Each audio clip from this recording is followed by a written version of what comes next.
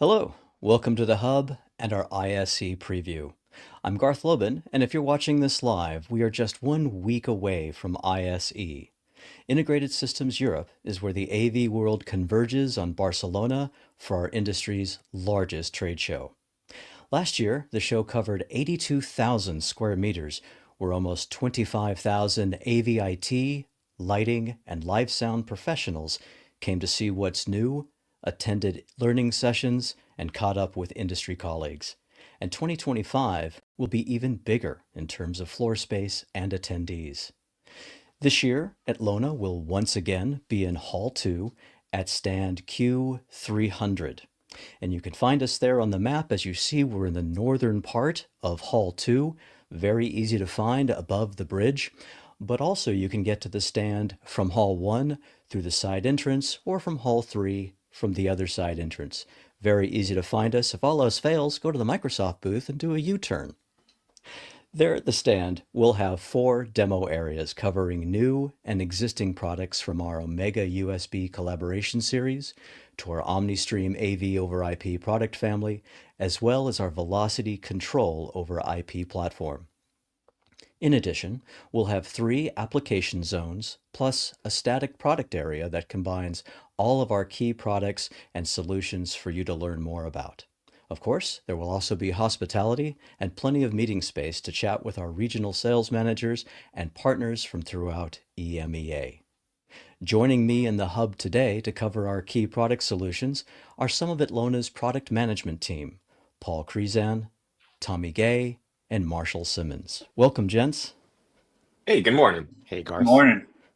How is everybody doing? Are you packed and ready for the show? Oh no. Definitely not packed yet. I don't pack to the last minute. Right. I was looking at the weather today, and it's expected to be in the mid 50s Fahrenheit, mid teens in Celsius. A little bit of rain on Saturday and I think on Tuesday. So for me in California, that's pretty similar, except we could use a little more rain. For Florida, for you, Tommy, I think that's going to That's be just a cold. little on the, yeah, I was going to say, For us that's a Florida little on boys, the, that's cold. Yeah. We'll tell you what, why don't we go around the horn really quick and kind of introduce ourselves to the audience? Paul, let's start with you. Tell us a little bit about what you do at Atlona. Thanks, Garth. Well, my name is Paul Krezan. I am responsible for the product management team here at Atlona, and I'm also responsible for our networked AV, USB extender, and camera products as well. So I've been here about 4.5 years, but in the industry a whole lot longer than that. Cool. How about you, Tommy? Yeah, my name's Tommy Gay. I'm the product line or product manager for our circuit-based product line that currently includes our Omega products, as well as our audio product line, which includes our gain amplifiers and our speakerphone. I've All been right. with Atlona since 2017, and yeah, Had a few roles with us, if I recall. had a few. I started in technical support. I probably talked to a lot of our customers on the phone. And in 2022, I joined the product management team. Brought some of that experience and things that I heard from the technical support team over into product management and can improve our products. It's been invaluable. And Marshall, how about you? Yes, Marshall Simmons. I'm the product manager for BYOD and collaboration. I'm responsible for some of the legacy products and some newer innovative products that come out specifically on the BYOD side. I'm not even exactly sure. I think I've been at Atlona 8 years, something like that, but I've been in the industry for about 19 years total, working in integration prior. So. Well, also another a man of also many hats because you've had a few roles here as well, if I recall. Yeah, started off in QA, so quality Hmm. assurance, making sure everything went out with as few bugs as possible, as they say. Yeah, you and Tommy bring a lot of that kind of experience, from being on the front lines, and then also through our tech support and QA side of things, bringing a lot of quality to our products. Appreciate that.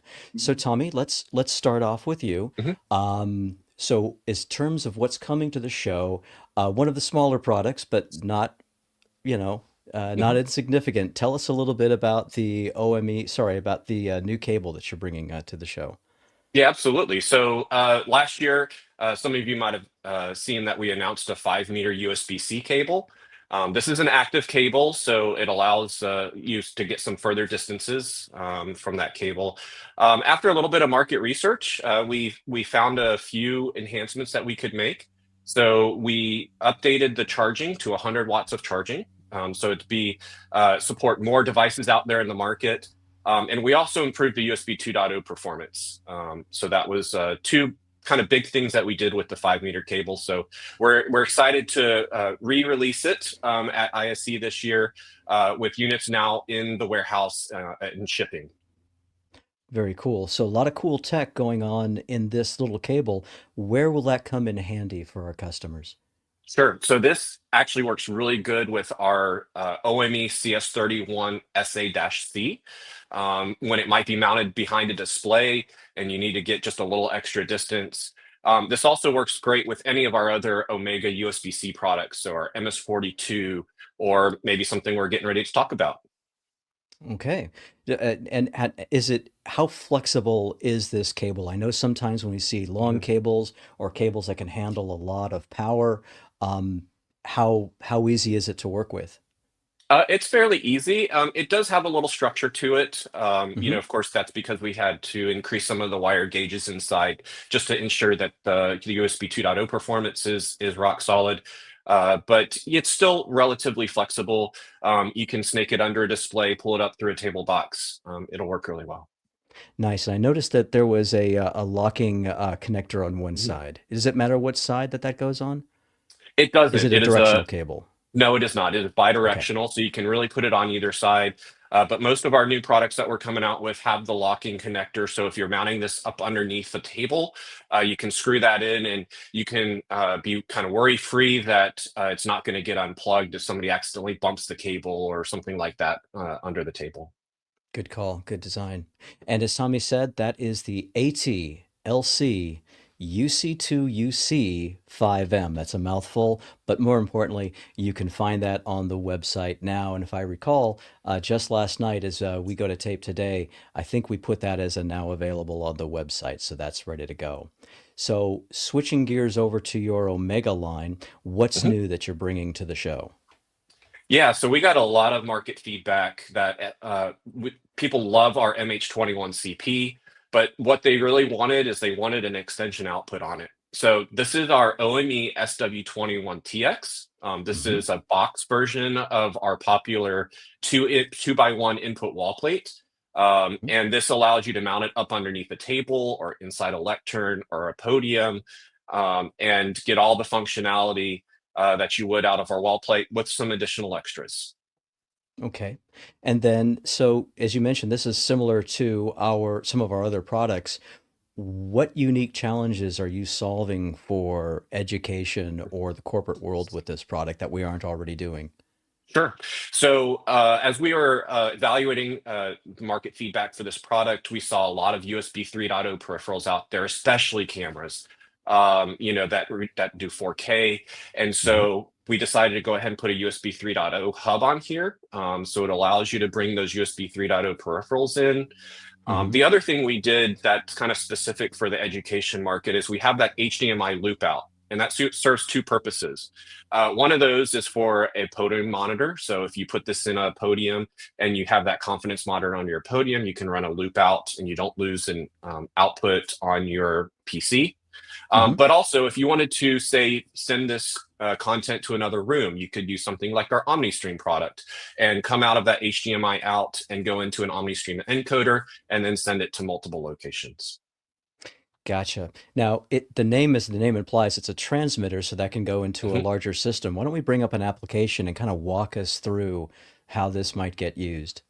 Sure. So this is probably a small, simple classroom or a small huddle room.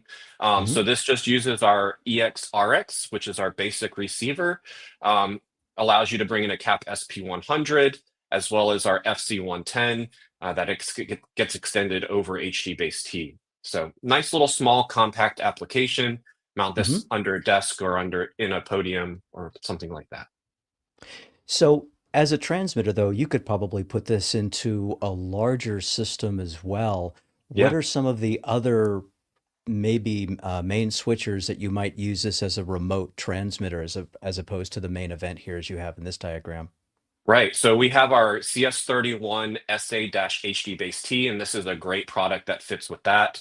Also, this works, we designed this to work with our MS42 HD base T. So those are two kind of key switchers that we really designed this product around. That's pretty slick. Okay. So you mentioned earlier that you've put in a USB 3.0 hub, if I heard you correctly. What's the value of USB 3.0 and what's its importance for our customers? Sure. So USB 3.0 allows you to bring some of those high 4K cameras, very high definition cameras into the switcher. And then when you're using the USB-C port, it allows you that single cable connection to get your video, audio, USB 3.0 and 2.0, as well as 60 watts of charging on a single cable. So you've packed a whole bunch into this product. We have. Like you said, you've updated the wall plate version of this, answered a lot of requests for this product, but also made something that fits into a lot of existing applications where they may want to put a remote input into play. Right. Yes, absolutely. Very cool. Thanks for sharing that with us. Let's switch over to Paul. In talking 3.0 with Tommy and the Omega line, you've also got a USB 3.0 solution that you're introducing. I do. So as you know, we at Atlona have a long history of extending USB 2.0. We have it through Omega, and a great example is not just the product that Tommy showed, but a long history of products. We've also got experience through our OmniStream line with our Omni extenders extending 2.0 over the network. But as Tommy mentioned, there's that increasing demand or need to support USB 3.0 for 4K cameras or video bars. And we've been increasingly seeing requests for, please give me a way to extend USB 3.0. So what we're going to be bringing out at ISE is our AT-USB EX350 kit. And this is a USB 3.2 Gen 1 extender kit. So very precisely, that's the 5 gig version of USB 3. But that's going to be perfect for your cameras and your video bars and other applications like that in a point-to-point application.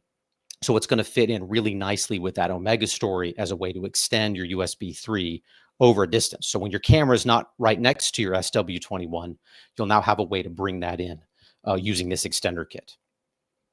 Got it. And the name implies data-only USB extender. So what can't we do with this, or where is this better suited? Yeah, so that's a good point of clarification. So when you think about, for example, the SW21 that has a USB-C connector on it where it's carrying data and power and audio and video, the USB EX350 kit is really only carrying USB data. It's not carrying all those other elements. It's really meant to more bring that USB 3.0 data back, and then you can merge that in with a solution like an MS42, an SW21TX, and things like that. So it really is only extending USB data. And a lot of that is just due to bandwidth. USB 3.0 bandwidth is significant. I mean, we're talking 5 gig. We can't really practically include things like audio and video and all those other elements on the same extension link. Got it. Now I'm looking at this and you've got a LAN port on here. Tell us what you can do with that. Yeah, so one of the things we wanted to do with this extender kit was really address a lot of the field feedback we've heard about managing USB peripherals in the field. So you can install this as an extender kit, just connect it up point to point, and it will work like all of our extender kits that we've had up to this point. But we've also know that sometimes you can have little challenges. Maybe a USB powered camera gives you some trouble in the field, or maybe there's a, I know, or maybe there's a peripheral that needs a certain V-bus operation to happen, like maybe bouncing power, or maybe you want to power down your USB powered devices at night to save energy. So these are all things that we've kind of learned over time. Or maybe you'll have a situation where something's not working quite right, and it turns out that Maybe you have too much device power being pulled. So what we wanted to do is to actually tap into information that we have inside this product and make it available from a management and monitoring standpoint. So you're not just And I think putting we have an image of that too. uh, Let's take a look at what that we looks do. like. So instead of just putting the kit in and getting your USB data, you can actually do things like go into the extender kit and say, okay, how do I want VBus to operate? So in other words, and that's that voltage on the USB device output. How do I want it to operate? Do I want to power it down? Do I want to hold it always high if I need to charge something? What you can also do, and you can see it in this screen right here, is you can monitor, is my host connected or my devices connected? How much power are the devices consuming? Now, a lot of times that's information that if everything's working, you is only sort of interesting, right? But it's when you get into those troubleshooting situations or that debug or something's not quite right in my classroom, this is a tool that you can use to quickly go into the extender kit and find out what is happening with those USB endpoints and the data that's traversing between them. So really a lot of what is in here comes from our years of getting feedback via tech support or sales engineering about just some of the challenges that people encounter with USB peripheral devices. So I see here under connected USB resources, device connection, so you can see how many items are connected. How far into the system can this see? So if we've got this in an application where you've got maybe your cameras and microphones connected, as you suggested it, into another switcher, can we see that entire picture from this screen? So up to a point. There are a few limitations. So with USB 2.0, just like with our EX100 kit, just like with our Omega products, there are device count limitations, but we're able to actually see and report those. So you can actually see on the screen that you can have up to 7 USB 2 devices connected, and we'll show you how many you've consumed. USB 3.0 works a little differently under the hood for us. So we're not able to see how many device connections you have, but we also support the full 126 that are allowed by the spec. And so we feel like not too many customers are going to bump up against that limit in a practical installation. You'll also notice on the right, we have the USB topology. Now we can't see deep into the topology, but what we can tell you is on every one of your device ports, do you have a device connected? And if you do directly, we can report things like, is it a 2.0 device, a 3.0 device? What's the vendor ID? What's the product ID? And if you have a hub connected, we'll tell you you have a hub and some information about that hub. We can't traverse farther than that down the line. But again, it's a good way of if you need to quickly snapshot a problem, you can actually see, do I have hubs hanging off of here? Do I have devices? Are they 2.0, 3.0? Again, it's just a way of helping to kind of diagnose and troubleshoot if anything on your USB chain maybe isn't working the way you expect it to. That sounds pretty unique for a USB extender to have this kind of device management going on inside, at least exposed like the way it is here.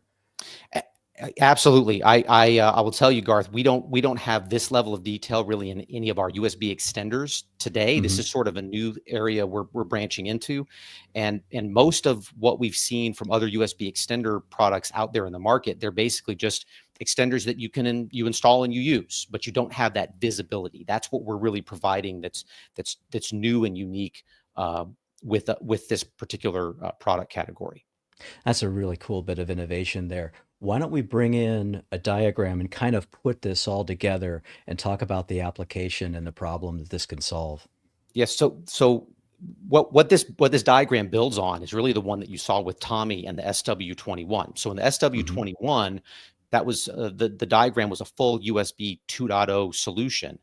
And the CAP FC110 that you have there was plugged into the EXRX. And so it was limited to USB 2.0 bandwidth going back over that HD base T link. It also meant that the camera needed to be near the display. Now, admittedly, there's a lot of installations where that's the case, but you could imagine in a classroom scenario or even in some boardroom and conference room scenarios, your camera might not be near the display. And you might have a 4K camera like the FC110 or like some other modern PTZ cameras.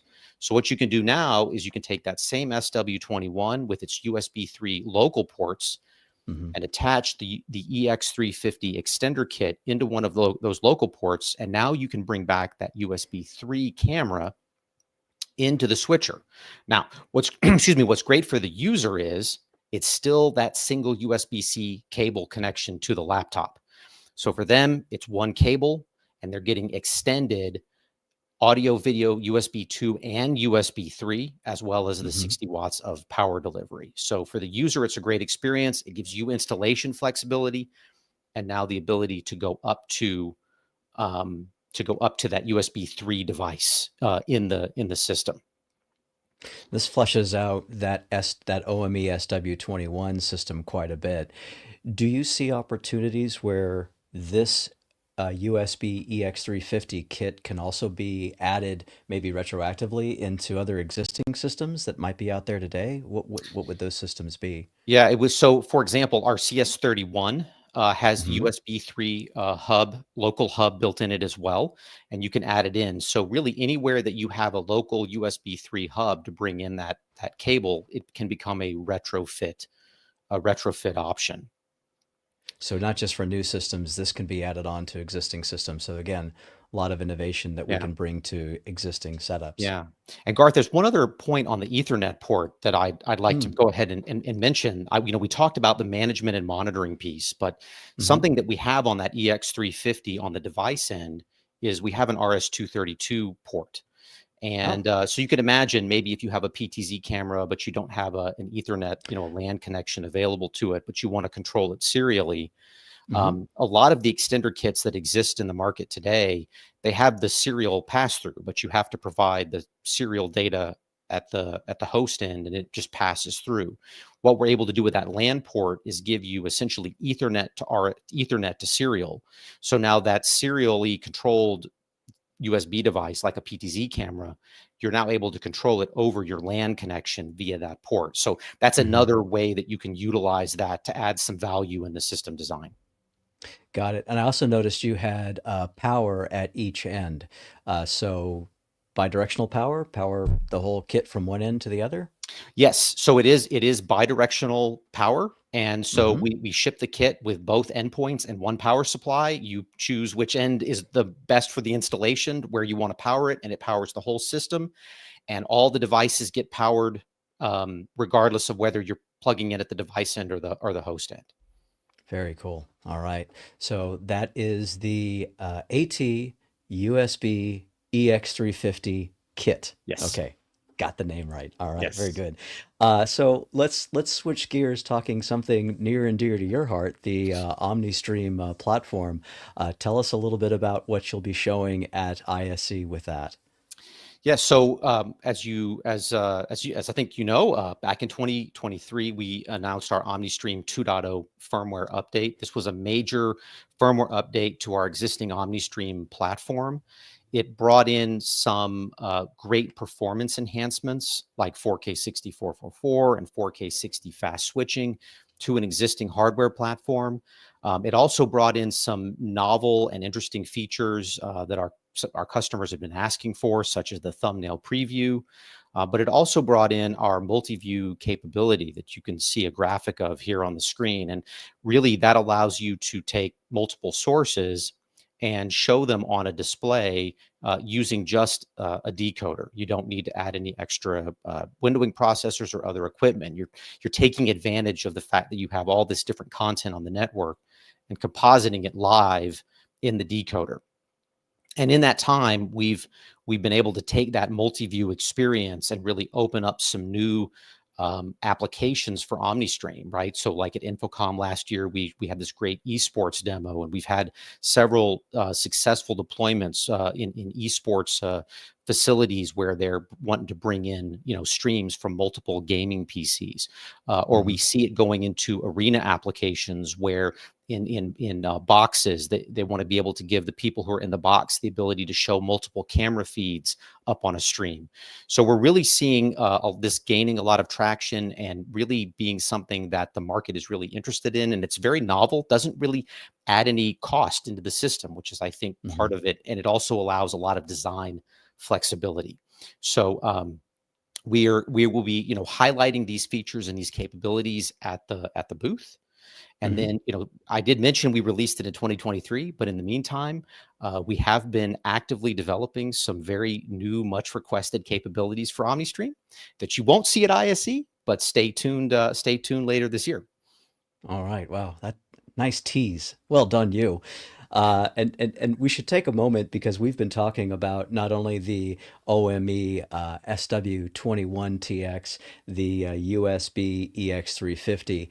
If there are any questions that you, the viewers at home watching this live, have questions for our product management team, go ahead and put those in the comments window. We'll answer those at the end or as we go along, but I do encourage everybody who's watching at home, fire off some questions if you'd like to hear a little bit more from Tommy, Paul, and Marshall, who we'll bring up now, who will tell us a little bit about what he's bringing to the show. Hello, Marshall. How are you?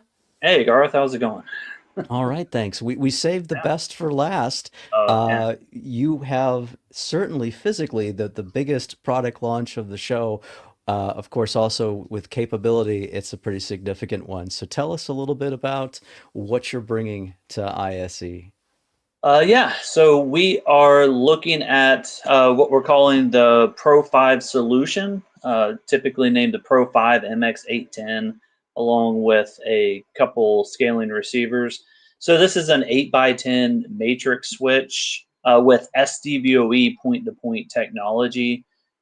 We're coming back into this kind of product category. We retired the Opus a few years back, but we still received a lot of feedback from our customers and users that there was still a need within this space for Atlona to be able to fit. So when you're looking at the Pro 5, there's a lot of different use cases for it, obviously, but it really fits into things like emergency operations centers, bars, restaurants, churches, town halls, lecturing halls, right? Really anywhere where you need like switch distributed video. Right, those local sources where the matrix is and then distributing them long distance. Now, looking at the back panel here, you've got quite a bit of outputs. Tell us a little bit about what we're looking at here on the extension outputs here. You've got an RJ45 and what looks like an SFP Plus cage.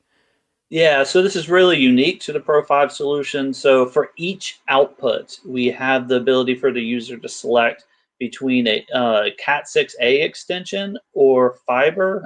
You'll see the blue connectors on the back. Those are RJ45 connectors. And then we have an SFP Plus cage where you could use an optional SFP Plus transceiver if you'd like to be able to extend it fiber. So really what we're looking at for that, with the copper RJ45, you have the ability to go 100 meters, right? That's pretty typical in the industry. We are providing PoE for that as well, so relatively simple installation. But if you're in a installation where you have a display or source or that is over 100 meters, we do have this fiber solution. So you'll be able to buy the optional SFP Plus transceivers and go well beyond 100 meters to be able to hit that one display that's really far away, right? Right. And now, if I remember correctly, we're going to be launching an SFP module ourselves, but also you've got a list of compatible SFP Plus modules that will work with this. I forgot that plus in there. I'm learning. Yeah, I got to add the plus. Yeah, we have. So we asked around, we searched, we tried to go through and find the most popular SFP Plus modules that our industry were using. We purchased those, we brought them in-house, and we went through our QC and QA process to ensure that they are compatible. So we Mhm. will have a list provided. We will have our own SFP module as well. So if you Mhm. want to buy the certified solution from us, obviously you can buy our SFP Plus module, but we do understand that everyone has their favorites. So Right. we wanted to make sure that we're able to grab those and test them and feel confident that it's going to work. Yeah. So in the comments, Javier is leading the witness a little bit and going to give you a chance to confirm or deny. He's asking, do you plan to release single channel point-to-point extension based on SDVOE? Do you plan to release single? Um, there are talks. We don't want to say anything definitively at the moment, but we do see a lot of value and benefit with SDVOE. Mhm. There's a lot of inherent benefits that we see, as well as some scalability things. So Got it. I'm going to keep quiet for right now, especially Paul's on. Also. So another question that came in, Cat 6A only, or is standard Cat 6 okay for those RJ45 extension outputs? Yeah, we do recommend Cat 6A. Will Cat 6 work? Most likely. It really depends. What we try to do is make the specification to 100 meters, right? So we don't, there could be deviations with just Cat 6 with 100 meters. So where we feel comfortable at stating the specification is at Cat 6A. Got it. Yeah. And all of this, of course, will be spelled out in the specs and in the manuals. Now, we've talked about the Pro 5 MX810 matrix switch. You need something on the other end. What are we going to connect with that? Oh yeah, so we do have 2 receivers for the Pro 5 solution. Both of the receivers support the copper fiber extension. You'll see that on the image. They do have IR and RS-232 inputs and outputs. They support 1 gigabit Ethernet pass-through, so that LAN port on there is a gigabit Ethernet and upgraded from the typical 100 megabit. And we also have the preferred version, which is the Pro 5 101 SCRX. Mm-hmm. That version has an integrated scaler in it, so it allows you to do resolution up and down scaling. So if you need to go from 1080p to 4K or 4K to 1080p, you'll be able to be able to do that. Mm-hmm. It does other little small things like HDR to SDR conversion and some HDCP compliance conversions based off the negotiation with the TV. But another thing it does, which is really big, is that it supports video walls. So with this solution, you'll be able to create, using multiple scaling receivers, video walls based off of how you'd like your installation to come out. Got it. So 2 versions, one with scaling and processing. That's the Pro 5 101 SCRX. And then the other one is more streamlined for maybe a cost-effective solution. That's the Pro 5 101 RX. But they look identical in terms of the ports. I'm seeing the same extension input as well as the SFP Plus cage. You mentioned the RS-232, that's on there as well. Now you've got power input on here, but tell me how we power this if we're running, extension. We haven't invented POOF, power over optical fiber yet, so clearly you need a copper connection to be able to remotely power this. Yeah, so if you're using the RJ45 connector, we will supply PoE from the matrix switcher itself, so you do not need to put in the power supply. However, if you are migrating to fiber, you will need to use an optional power supply for the receiver. Got it. We have a question on the screen asking about multi-view, and they might be asking that in terms of how we do this on OmniStream, where we've got picture in picture, picture by picture. Tell us a little bit, can we do multi-view in a similar sort of way with the Pro 5? Unfortunately, no, we cannot. Okay. We are limited to just video wall technology at the moment. Okay. And so your video wall capability, 2x2, Yep, 1x3? 2x2, 2x4, 1x3. Okay. It's a relatively straightforward setup. We tried to optimize it as best as we could to make it really easy to use for the end user. So there's only a few questions when setting up a video wall. what type of video wall you want, what are the receivers you would like to use, and then just some bezel compensation numbers that you need to plop in. So we're trying to keep it as streamlined and efficient as possible. And so with all these capabilities, we talked a little bit about a video wall. Why don't we bring an application in showing a video wall and walk us through the application for the Pro 5 and where we might use this? Yeah, so what you'll see here is that we have a Pro 5 with multiple sources coming in. This is where you'll need to be able to distribute that switched video. There are multiple audio zones that they would like to have. So one thing to note on the Pro 5 is that there are 8 analog audio outputs that are all controllable. So you'll be able to send that to a distributed amp to be able to get it out throughout the system. But to the video wall, you can see that they can actually take one of the sources and spread it across 4 monitors to show one big image, but they would also be a velocity, have the ability to change that to 4 separate images as well. You can dynamically move in between video wall and single image. Yeah, so I mean, imagine this as a bar or a restaurant or anywhere where you need to be able to manage those sources. It's a pretty good solution for fitting in that need. Now, looking at this diagram, one of the things that you mentioned very briefly, but I think it's worth talking about, when you look at this application, I'm counting multiple zones here. I'm seeing 3 zones, maybe 4 zones for audio here. You've got audio breakaway built into this device. Yes, we do. Yep. So you'll have the ability to route the audio from any of the HDMI inputs to the analog audio outputs. As well as each receiver has analog audio output as well that is also controllable. So a fully maxed out system would have essentially 16 analog audio outputs to the system. So really allows you to define where you want your audio to be and how you want to go about managing it.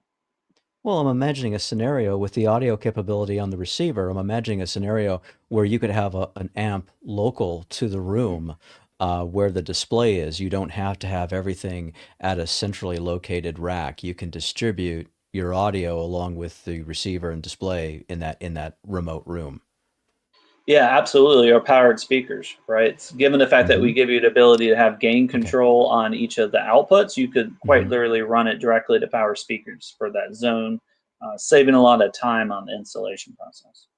Yeah, and a lot of infrastructure, right? If you don't have to have that separate amp, that's a great suggestion there. Now, I'm going to have our producer a little workout here. We've got a second diagram where we're showing this in say a classroom environment. So walk us through this side of the product's capabilities.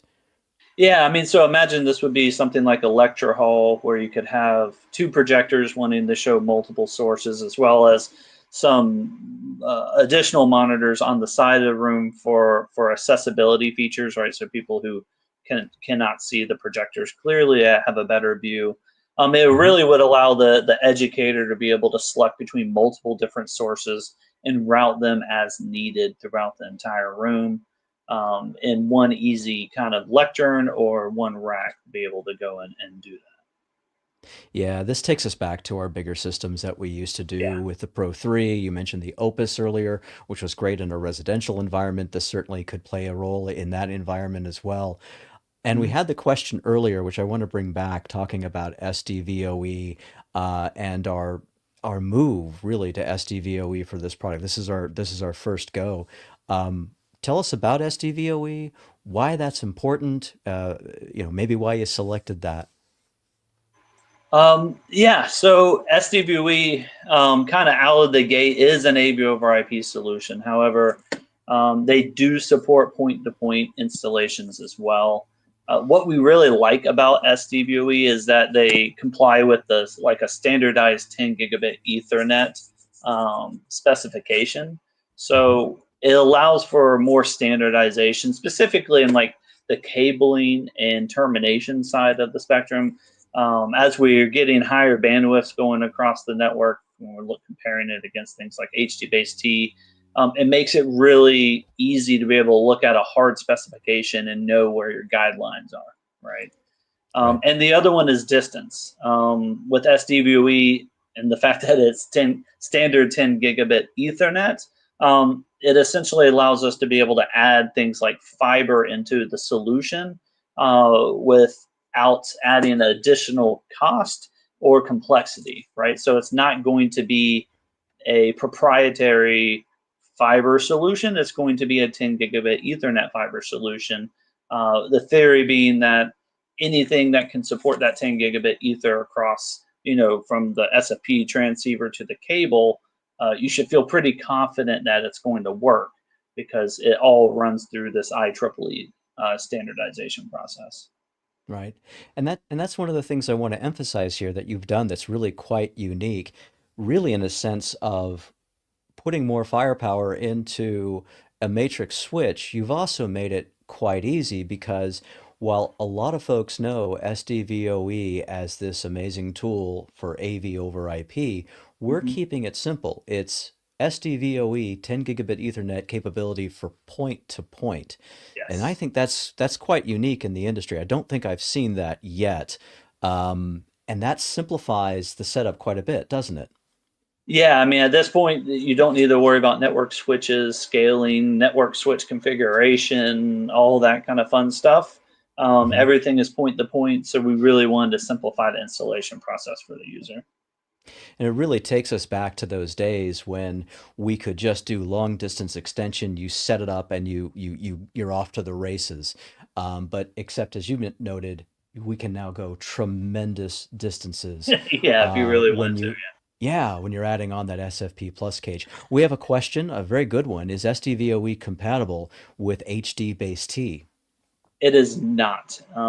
They will not work. So if you look at any of Atlona's previous HD-based-T receivers or transmitters, it will not be compatible with the Pro 5 solution. They are not interoperable or compatible. Yeah, I think Michael also brings up another good point. Is it compatible with HD-based-T? But we also have to ask ourselves, and what many people who are used to SDVoE are used to, will it work with other SDVoE endpoints? I think the answer to that is no, and that's because we've tried to keep it simple as a point-to-point solution. Yeah, so out of the gate, absolutely, we do not have any SDVoE compatibility with other manufacturers. One thing we are looking at in the future is potential projector manufacturers and display manufacturers to Hmm. start an interoperability program with those manufacturers as well. But we have not been able to go through that process yet. So as of today, we are not going to be compatible with other SDVoE enabled equipment outside of Atlona. And I think that's, again, getting back to the point, this is a point-to-point solution designed to be, put together, planned, and installed very simply without having to worry about network interop or network management or network setup. Just, you're Right. running fiber or you're running Cat 6A and you're off to the races. Yep. Agreed. Cool. Yeah. Yeah. So we also, this product, the AT Pro 5 MX810 and its receivers, we've already have information about this on our website. So if anyone wants to get more information about what Marshall is talking about, this is available on our website today at atlona.com/Pro 5. It's marked as coming soon. I'm not going to put you on the spot and say how soon, but we'll have it at the show and we'll be talking about it there. There's more information. There's the information on the website there. So we're a little bit ahead of schedule, which is great because it gives us a chance to answer more questions from the crowd who might be watching live. And I do thank you all for putting in your questions. If there's any other questions, here we go.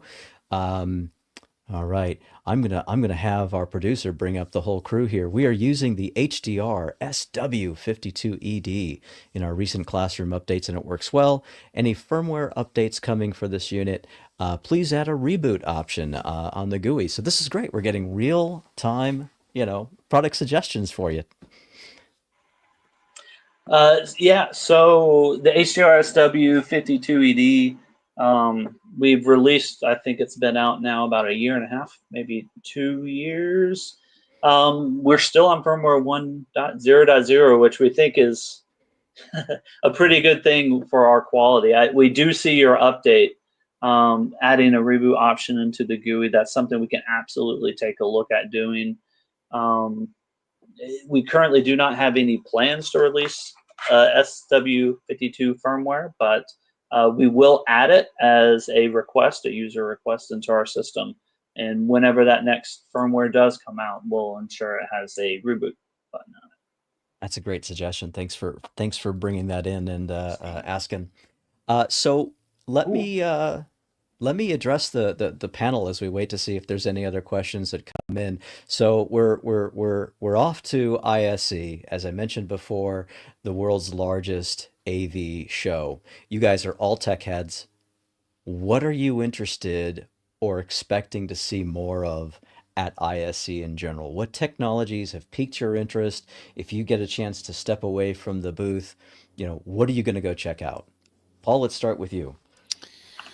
Well, I think, Garth, and it probably be no surprise, I suspect we're going to see more and more announcements or ways that people are trying to use and integrate AI into their AV system. And of course, really, you've seen a lot of this with tracking cameras over the last few years.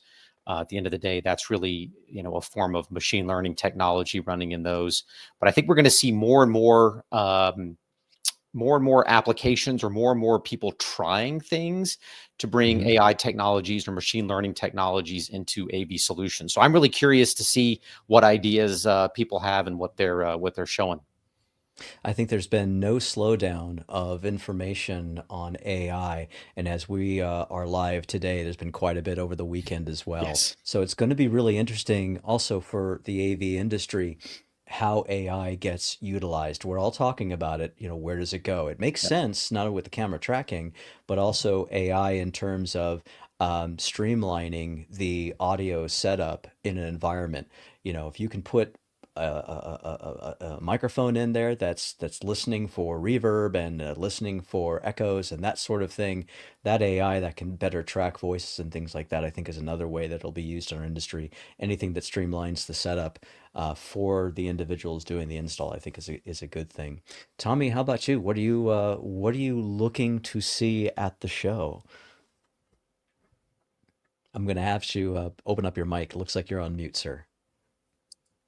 Thank you. Sorry about that. I think for me is kind of continued integration of Internet of Things, little small form factor things that can, do mesh networking, or how that's going to start getting integrated into the commercial AV market. So the other thing that I'll continue to look at is virtual reality and how that kind of fits into our space. We've seen a little bit of that virtual reality can get mixed into, say, the design and specification side of things when you're wanting to see what your room's going to look like and kind of experience the system before you make that big ticket purchase and stroke that PO for a lot of money. So I think those are two key technologies that I'll keep my eyes on. That's a powerful tool for consultants and room designers and the like. We've seen some companies who have started to develop their own capabilities in visualizing a room ahead of time. And I think it makes a lot of sense for their customers too. It's a big ticket item when you're designing a room, a floor, a building. Why not get the best visualization you can ahead of time? And Marshall, you won't be joining us in Barcelona. We're going to keep you busy back here at home, working on the Pro 5 and some of the other cool tech that you're working on. But what are you interested in hearing about from the show? You're not off the hook. Yeah, I'm a sucker for the big displays, specifically like 21:9, 5K display. I'm really interested to see how that's going to transform a lot of spaces. I see a lot of inherent benefit there, but I would really like to see how that's going over time. I also really love control surfaces. There's always people out there being extremely inventive on how they can provide direct user interaction with the rooms. And it's always interesting to see how imaginative some people can be with that. It's good to kind of go in there and see that type of stuff to see where trends are going. So. Yeah, and you'll actually be, to talk about seeing the forest through the trees. Here back at home, you're going to be able to catch some of those news items even before the rest of us get a chance to see that in real time. You mentioned 21 by 9. It's really interesting. I will also be interested to see if 21 by 9 continues to be a trend. I mentioned before we're going to have Microsoft right next to us, so we'll see what they come up with over there. But Tommy and the team spent a lot of time making sure that Yeah. a lot of our Omega products were capable of 21 by 9. So, yeah, I'd kind of like to see that Yeah. trend continue. We'll see how that works out. As Yeah. Marshall mentioned, there's a lot of inherent benefits to 21 by 9. Microsoft Front Row obviously is kind of the what's driving that push, but also just being able to have, say, two things side by side without a bezel in the middle. I mean, 21 by 9 displays have a lot of use in the commercial space. Yeah. Marshall says he's a sucker for big screens. I'm a sucker for big audio.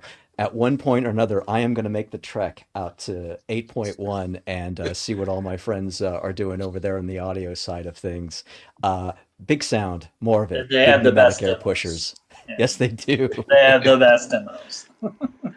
Yeah, yeah, yeah. One of the things that I lament over is that we've gone to Barcelona now for a couple of years. I've actually yet to see the city.